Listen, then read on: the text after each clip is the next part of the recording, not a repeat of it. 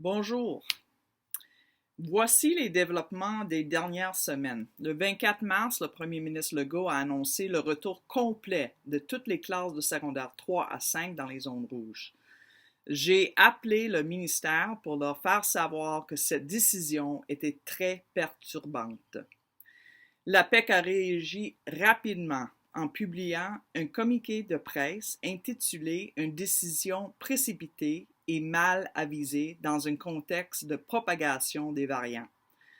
Nous avons de nombreuses écoles qui avaient mis en place depuis l'automne un taux de présence à l'école de 50% pour les secondaires 4 et 5 et que c'était une solution donnée par le ministre de l'Éducation en août. Bien sûr, cette décision a été annulée. Le 31 mars a marqué 1 an depuis l'expiration de notre convention collective. Je tiens à remercier toutes celles et ceux qui ont participé à la mobilisation. C'était formidable de voir les enseignants impliqués et solidaires. Un grand merci à mes collègues de BHS. C'était génial de vous voir. Le 6 avril, nous avons envoyé une lettre au premier ministre Legault, au ministre de la Santé, au Dr Arruda et au ministre de l'Éducation pour leur faire savoir que la confiance des enseignants envers le gouvernement n'a jamais été aussi faible. Compte tenu de l'état actuel de la pandémie et de la propagation des variants, la PEC a recommandé la vaccination immédiate des enseignants et la préparation de la fermeture complète des écoles dans les zones rouges pour une transition vers l'enseignement d'urgence à distance.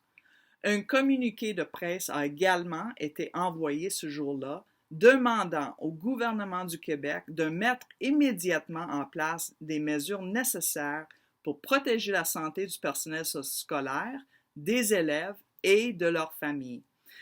Nous avons déclenché notre grève innovante qui doit avoir lieu mercredi. Ce jour-là, vous commencerez à travailler à 9h31. Vos syndicats locaux vous donneront d'autres instructions et j'ai hâte de me joindre à certains d'entre vous sur vos lignes de piquetage. Aussi incroyable que cela puisse paraître, les commissions scolaires et les centres de services ont déposé une injonction permanente contre notre grève innovante. Ils prétendent que les perturbations administratives causées par ce type de grève sont excessives. Le droit de grève est protégé par la Charte et fait partie de nos droits fondamentaux, tout comme notre droit de négocier et celui de la liberté d'association. Je suis extrêmement déçu de nos commissions scolaires qui devraient soutenir notre lutte pour une éducation de qualité. L'audience était vendredi et nous vous tiendrons informés. Ce matin, lundi, on n'a pas encore de résultats. Terminant sur une note plus positive. La semaine passée, nous avons appris que les enseignants de la région de Montréal sont autorisés à prendre rendez-vous pour leur vaccination. Il reste encore beaucoup de questions concernant qui est admissible et pourquoi les zones rouges foncées ne sont pas inclus dans cette campagne, ce qui est assez incompréhensible. Lors d'une réunion avec le ministre jeudi passé, on nous a dit que les clarifications sont à venir.